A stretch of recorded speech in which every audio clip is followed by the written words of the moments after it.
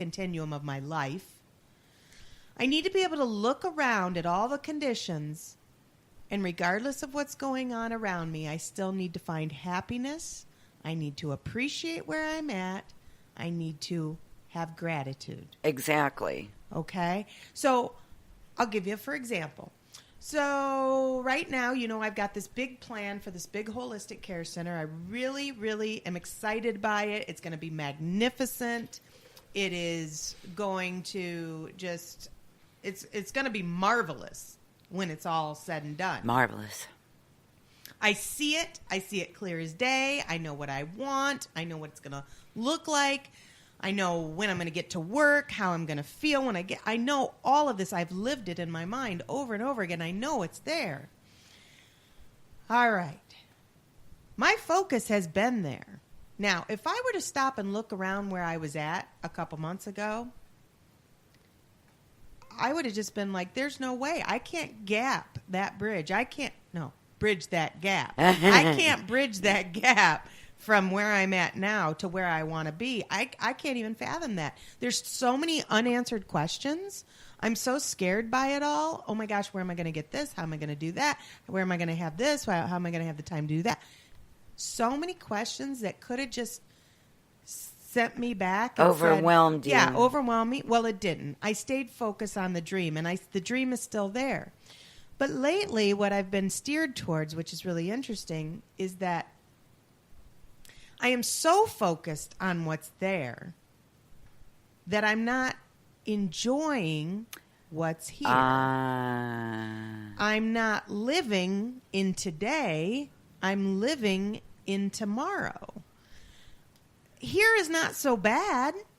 Here there are a few bad things going on. There's always a few bad things going on. Let's say I've got 10 things going on in my life. 8 of them are doing pretty good. 2 of them aren't so great. I could focus and dwell on that and say, oh, this life is just, I'm going to focus over here. I'm going to live for the future because that's where it's at. I'm missing out. Right. I'm missing out. Right now is the here and now, present day, this moment. I need to enjoy where I'm at. I need to learn to love myself unconditionally. So wherever I'm at, whatever's going awry.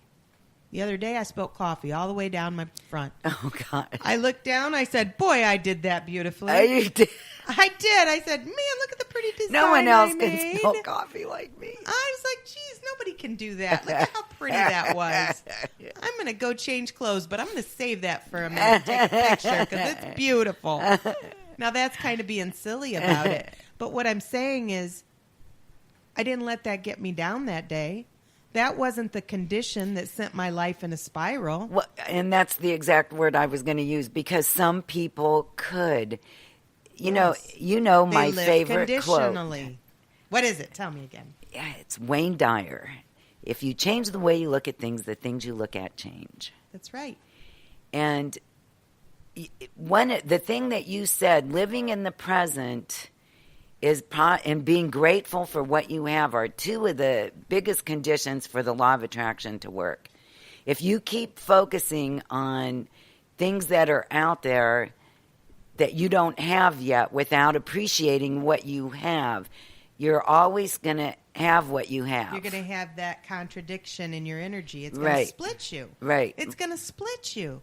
You can't appreciate what you've got unless you look around at it and say, unconditionally speaking, I'm pretty good right now.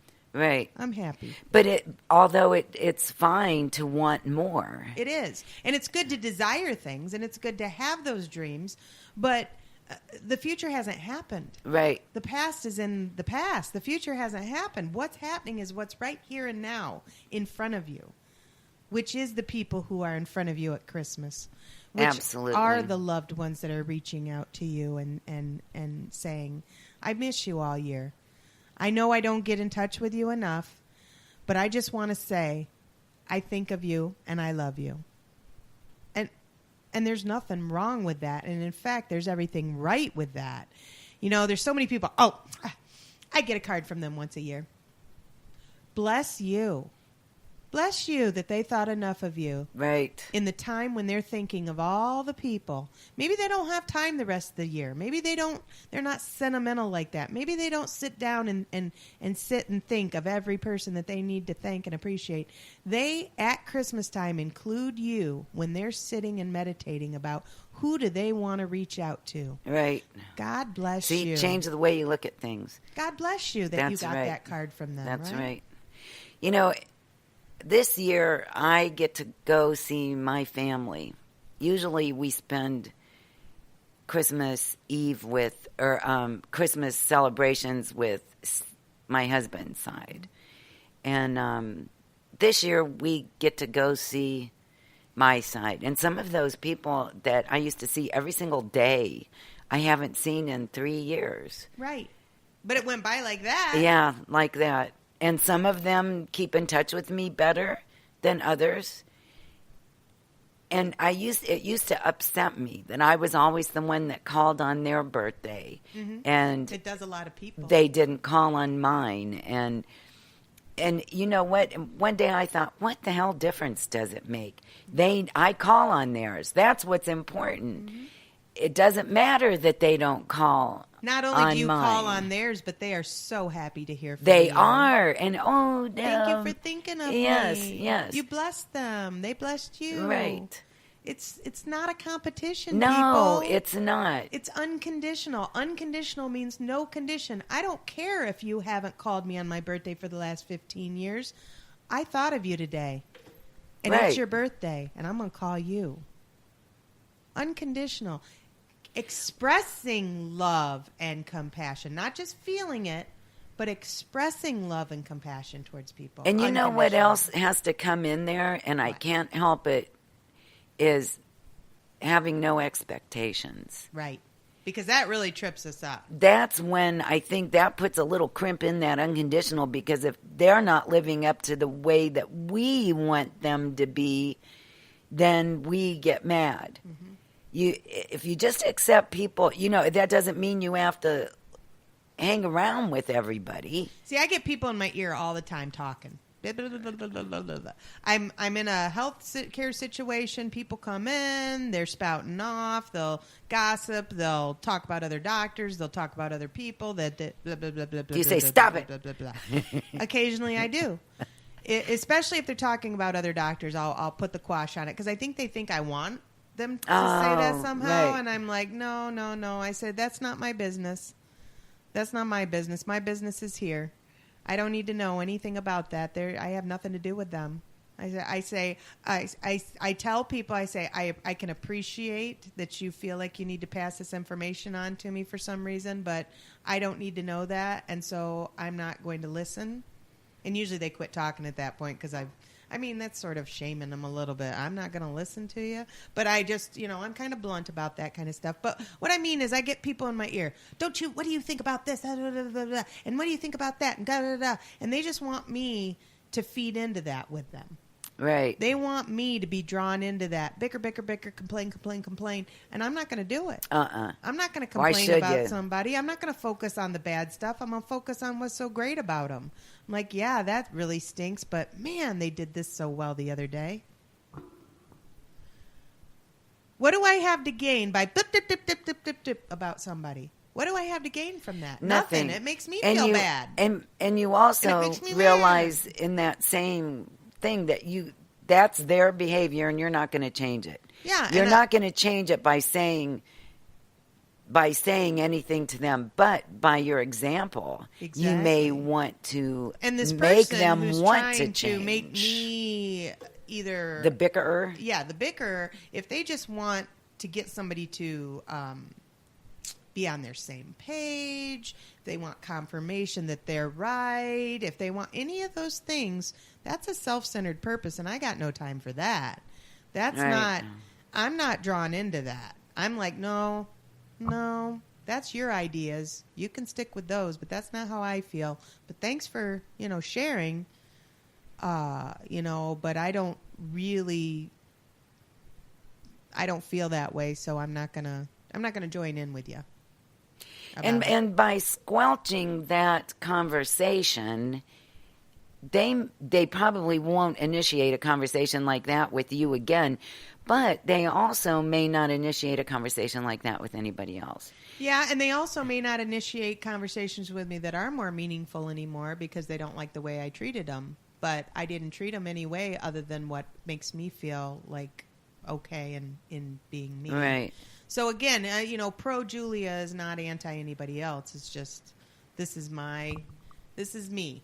This is how I feel, and I don't need to stress out and worry about something somebody else is doing. Right. Because that's not going to make me any happier in this life. What's going to make me happier is to focus on me, what I'm doing, appreciate what's going good for me, and all of that. And no, I don't put a blind eye to things. I mean, don't get me wrong.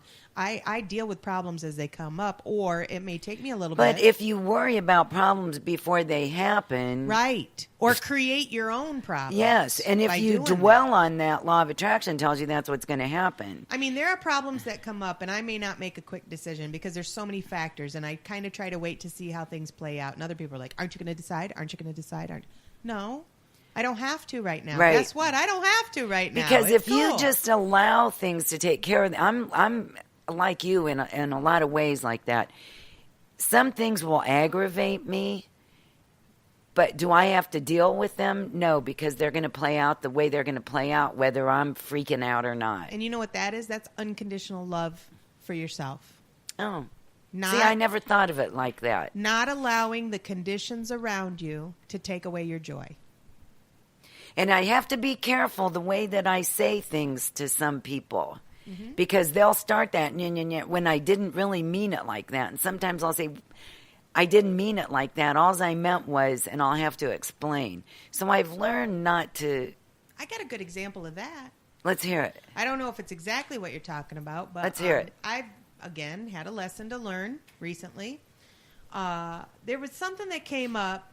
The boys and Patrick, since they've been home from California, they have been doing phenomenally. I mean, they've been, really helping at the house and cooking and cleaning and doing all kinds of stuff. Nice. Yeah, super good. As they should, really. Yeah, awesome. Super. It wasn't always like that. We went through some rough times. All of us did. Our house was kind of fragmented a little while back, so it wasn't always like that. So, I got on this worry thing, oh my gosh, I hope people aren't going to start going back to the way things were, and I just really want, and instead of focusing on the good and saying, I'm really happy with the way things are, I was like, oh gosh, I hope things don't go back to the way they were. And so I was focusing on that, and I was focusing on it so hard that I went down and I decided to say something about it. Well, how do you think that came across? Not very well. No. It was not well received, I'm thinking. No. In fact, I made every single person I love in my house a little irritated and angry with me. And deservedly so, because, there's two different ways to look at it. Okay, so if I love you unconditionally, and I love you, and I want to show that and express that unconditionally, then even when I have a beef or something that I feel is a beef with you, I can either, like in this situation, I could go approach and say, look, I really don't want this slipping back. I know you guys are trying hard, but just make sure that y'all don't go back the other direction. Because when you do, that's, I'm going to get very upset, Or I could say, I am so happy with the way you guys have been behaving lately. I mean, y'all have been pitching in. It's been amazing. It's made life so much easier. I don't have to worry about this or that. I know that things are going to be taken care of because when I get home, you guys have already got it accomplished. And it's been phenomenal. And if I were one of those children, I would think, wow, I'm helping Mom. Yeah. I'm making it easier for her to take care of what she needs to take care of simply by doing these little things. Yes, and thank you so much. I really appreciate. I can't tell you how much it helps, and I just look forward to you, helping me as long as you're here because you guys are doing great. How is that so much extreme? It's the same idea.